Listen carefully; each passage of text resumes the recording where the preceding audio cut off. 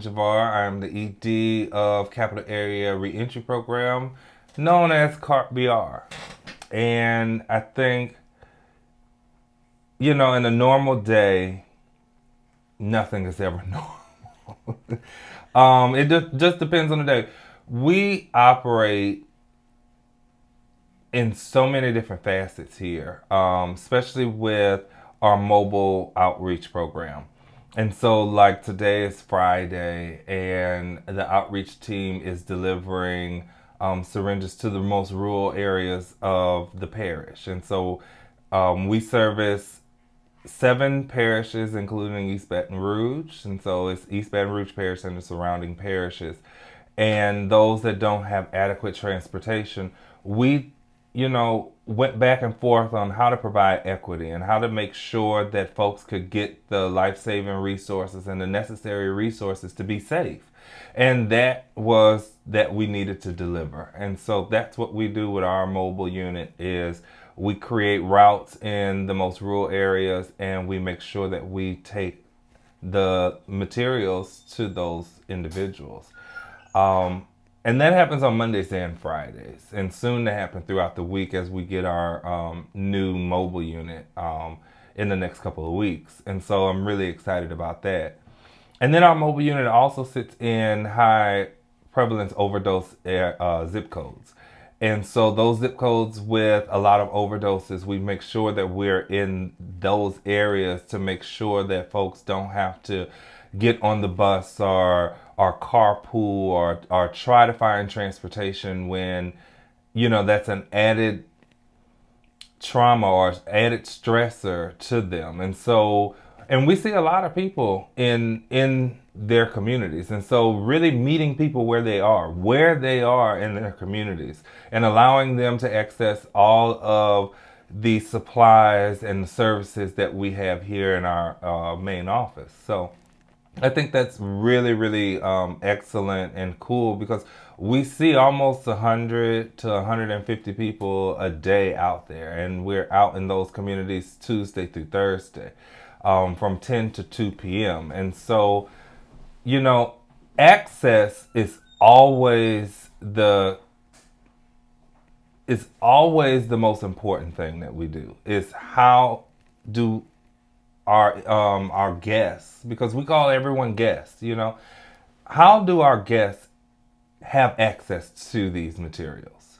Because it's one thing to provide life-saving naloxone and Narcan, but how can I access it? Where can I get it from? And if I have to travel over 10 to 15 miles just to get Narcan to save my life, it may be too late.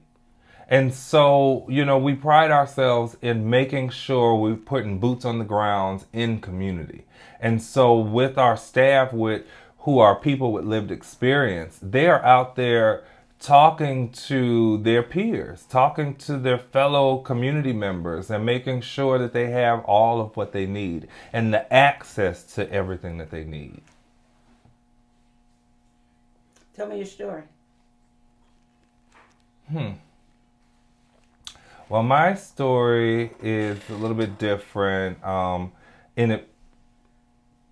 when it pertains to harm reduction, because I don't really have history with substance use. I smoke a little weed here and there.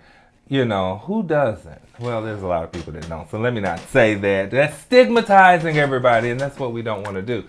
But I am a person living with HIV. I was diagnosed March 26th of 2008, the day that I would never, ever, ever, ever forget.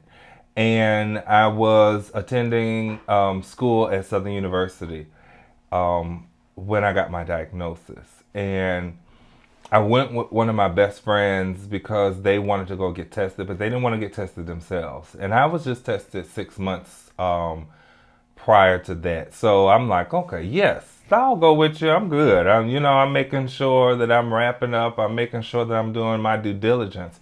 And I remember going into that testing site with so much confidence, and I got tested and I went back to get my results. My friend went first, and then I went back, and then I remember the tester telling me that the test came back preliminary positive for HIV. And I think those are the last true words that I remember in that conversation, because everything went to an outer body experience. It was like you heard, the Charlie Brown voice, womp, womp, womp, womp, womp, womp, womp, and that's all I could hear. And it was like I was sitting above my body watching everything happen. So it's like my subconscious was listening, but my ears wasn't. And I just remember being so numb, and so many things went across my mind. And then he took some blood um, for the confirmatory results, and I remember having this big gauze on my arm, and it took entirely too long, and so I was back there for a little bit, and I'm like, oh my god, oh my god, how am I going to play this off? Because I don't want to tell anybody, and I definitely don't want to tell my friend at this time, because I'm still processing. And so I remember walking down, and it's not a long hallway, but in my mind, it was like the longest hallway ever. Walking back out to the lobby, and I remember looking down at the gauze and snatching it off and putting it in my pocket, and like, okay. And I had to just, I'm like, get your shit together, get your shit together. And that was my mantra walking up into the lobby. And I was like, okay, I'm ready. You ready? He was like, what took so long? I was like, oh, I was just asking questions. And he was like, what's wrong? I was like, oh, no, let's just go. And he knew something immediately was wrong. And he stopped, and I just said, keep walking. Just keep walking to the car. Keep walking to the car. Keep walking to the car. Keep walking to the car. And he was like, something is wrong. Just keep walking to the car. I must have said that like a million times. And then we got to the car, and we sat there. He says, I'm not starting this car, and I'm not moving this car until you tell me what the hell happened. And that's when I just broke down. I was like, I'm positive. And we had a moment there, and then he drove me back to campus. And I remember sitting in my room for 2 weeks, waiting on the results. I was like paralyzed. The fear, the stigma, like all I could think about at that time was, you're gonna die. You are going to die. And so I sat there, and that was when Blockbuster had the mail-in subscriptions, and you could get like 2 to 3 movies mail in, and then you can take them to the Blockbuster store, and then you can get like 3 more while the other 3 are coming. So I must have had like 7 movies all at one time, and I must have went like every other day to Blockbuster throughout those 2 weeks. And those 2 weeks was just me in my room. I was an RA at the time, a resident assistant in the dormitory. And the only time I left my room was to go downstairs to do my student worker work, And I just sat in that room. I didn't go to class. I didn't do anything. I just sat there and I watched movies. And I engulfed myself in so many movies that it was ridiculous. And then the results came back. And they told me that I was indeed positive for HIV. And they gave me the information to start care. And I remember going to the doctor the first time, and it was like a whirlwind. It was like I didn't want to be there, And then they asked you so much personal information. It was like writing a dissertation on myself. It was, and I remember it was like performing and giving an autobiography in real time. And that was too much for me. And then seeing the doctor and getting the results and getting, the status of where I was as far as my CD4, and learning what the heck a CD4 and a viral load and all of that was, it was just overwhelming. And I remember walking out of that doctor, I was like, I never want to do this again. Never, never, never, never, never. And that was the last time I went to the doctor. I waited about a whole year and something before I went back to the doctor. And I just remember just spiraling. It was just, why am I in school? You know, and at that point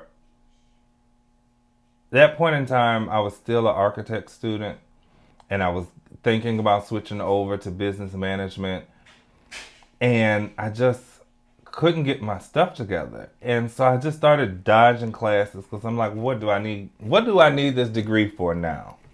I'm dead. I'm a dead man walking. And that's all I could think about was dead man walking. Why do you need this? Why are you putting... And so I was like, what am I going to do with the rest of my life? This is insane. And I remember joining a gay Greek fraternity at that time just to pull my mind off of things during the summer months. And that's when I found brotherhood. You know, that's when I found my tribe in the community. And I felt a part of something. And it was very beneficial at that time. And it was a great distraction because it just distracted me from everything. And then I learned that some of my friends had used my story to encourage someone else to get tested. And it didn't stay confidential. And so people that I really didn't know knew my status before I could put it out there, or before I could have control over it, you know? And so that sent me down the rabbit hole really, really bad. And I remember wrapping up once I crossed over into the Greek fraternity, and there was nothing there anymore, you know? And I remember that New Year's Eve, me sitting in my apartment that I got all alone. My family is from Illinois. They don't know. I've never said anything to anyone. And so I'm alone in my truth. And it was way too much. And I remember texting everybody, I love you. And that night I wanted to commit suicide. I did not want to go into the new year. I did not want to go into the year of 2009 at all with any of this. And so I really wanted to commit suicide that night. And then a few minutes later, I got a knock on the door, and it was a group of my frat bros that dropped what they were doing on New Year's Eve to make sure that I was all right. And they stayed with me all night, and then we had breakfast the next morning, and it was just the love that I received just overpowered any self-doubt or self-sabotage, you know? And after that, I was like, community put me back together. Community saved my life. And for that, I would dedicate my life to community. And so that was my pact with God, was thank you for allowing me to see and feel that at the time that I needed it the most. You know, on time God, you know, like surpassed all my understanding. And so after that, the next year, I started going back to the doctor, and I got back into care. And then I just looked at myself in the mirror. I had cut all my hair off. I was bald. I'll never forget it. And I looked horrible bald. And I went bald, and that was the recreation of me. And at that time, I looked in the mirror and my bald head, and I said, you got to get your shit together. And shit together was gotten. In that year, it was like a new person had arose. You know, I was pretty much mentally still over school. So, you know, school took a back seat to everything at that time. Um, and then I went to sleep one night. I was working with my friend at the club. He was manager at the club and promoter. And I went to sleep one night and got up. I woke up and I had this dream that it was like I was living it. You know, it was like more than a dream. And I saw this event and I saw how the event played out and everything. And so I went to my friend. I'm like, oh my God, I got a idea. I want to do a World AIDS Day event and bring testing inside of the club and making sure that everybody gets tested and really celebrating and honoring those that came before us with HIV and those that have died of AIDS. You know, it's a day of remembrance and celebration from where we were and where we are. And I wanted to get the testing. And so, you know, he was like, oh, that's an awesome idea. Let's do it. And so he was manager of the club. So we reserved the night that night. And then I went to my fraternity brothers and I'm like, okay, let's put on this event. And they were on board. And so, you know, we were on board for this major event. And I went to my case management appointment and I was telling my case manager I wanted to do this event. I had reached out to an organization that had a mobile unit and they hadn't gotten back to me and it had been like 2 weeks or so. And she had said, well, go down the hall and talk to the executive director. And I'm like, oh no, I don't want to do that. You know, don't want to do that. And so she made me go down the hall and talk to the executive director and tell her that I wanted to throw an event for World AIDS Day, and she was over the moon. She was like, oh my gosh, do you know that we haven't had a gatekeeper, and that's the word she used, a gatekeeper for the gay community in years since our last one passed away. And she offered me a job for outreach testing. And I was like, wait a minute. So I get paid to throw the party that I was throwing for free. You know, it was just too good to be true. And she was like, and then I can do you better. We're not going to test outside the club in a mobile unit. We're going to test inside the club. And I was just like, oh my gosh, this is phenomenal. And so I got paid.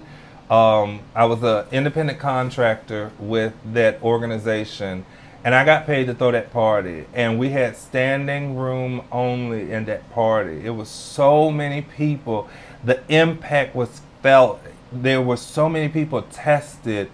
And after that, I was just like, this is what I want to do for the rest of my life. If I can get paid to do this and have fun and create this.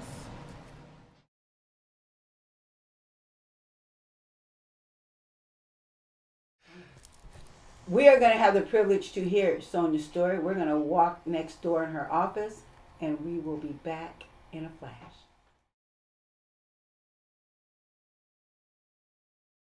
All right. Hey, Sonya Milliman here. Let's see. What can I tell you about what I do here at CARP? I've been here since Gjvar took over, which would be July 1st of 2020. And I was actually here a few months before he took over, just kind of getting my feeling around. And he took me on as the SSP coordinator, which I had no idea what I was doing. I knew about harm reduction only because I am a survivor. I'm inactive at the moment because we can never say never in our life. So I knew a little bit about harm reduction, but not enough to feel completely comfortable. So I just dove right in, started talking to our guests, started doing our reports. And that's where I started off here. I was just working the front desk, meeting everybody, giving them their supplies, really understanding what it meant to hand out sterile supplies for people and the reasonings behind it. For one, I don't want anybody walking in my shoes. I am a person living and thriving with HIV. But I did not acquire it while I was using, and I want to clarify that right here. People have that as a stigma around us. They use that as a stereotype, and that is not the case in every situation. So I actually had to be aware of that because I had my own stereotypes and my own mindsets that I had growing up, even with me being a person that uses. You know, we all have to educate and we all have to learn. And this job has given me that opportunity. I was doing testing, I was a CTR. So eventually he gave me the honor of being the prevention coordinator, and that turned into the quality assurance coordinator. I started doing testing events. We ended up hooking up with Ochsner Health and Southern University with their senior nursing students. We go out on their Jagmobile, taking them into the community, just giving them that chance to learn that empathy, that compassion for people that they're going to see in their life. And I'm very open and honest with them. I tell them I'm living with HIV, and just to let them know they're going to come in contact, and not everybody's going to be honest. Not everybody's going to tell them everything, and they still have to keep their composure, and they still have to do their job. A couple other things, we had actually partnered with the mayor's office for about 3 years doing they called it their hot team. And then when they ended that with no funding, I actually went to Gjvar and said, I cannot stop. We've had this rapport for 3 years. We need to start our own program, and I want it called Hugs. I said I want it houseless, unsheltered, but I couldn't come up with the G and the S. So I'm laying there one night, my phone goes off, it's about 1 a.m., and the only thing it says on my text is gaining support. And I knew exactly what the text meant, and I knew exactly what it was, and that's when Houseless, Unsheltered, Gaining Support, our Hugs program came to light at 1 a.m. in the middle of the night. And that's what we do here. That is, I mean, I do data entry. I'm like really, really kind of, really mean about making sure I get my data. If we don't have our data, though, we're not going to get the funding. And without funding, I cannot save anyone's lives. Part of the other work I do here is I use my phone number as a do not use alone number. It is 716-238-3555. It is a New York number. Do not hesitate to call it, though. Even if you have to call collect or something, like, call it, because no one should be using a loan. I don't know, is there anything else I'm missing, boss, that I do here? I can't, I do so much. I just combine things. I want to go back to something you said before we go to your store. Yep. You said your number, you give it, and it's a don't use a loan number. Mm-hmm. Tell me about that.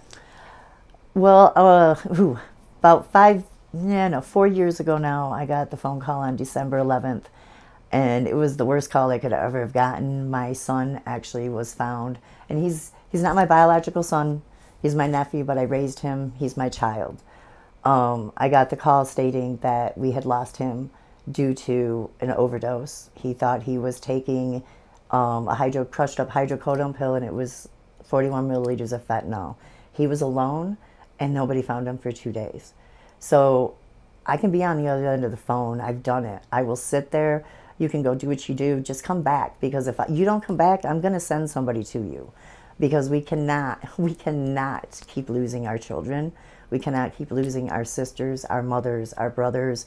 They are human, and they need us. So that's why I use the do not use alone number.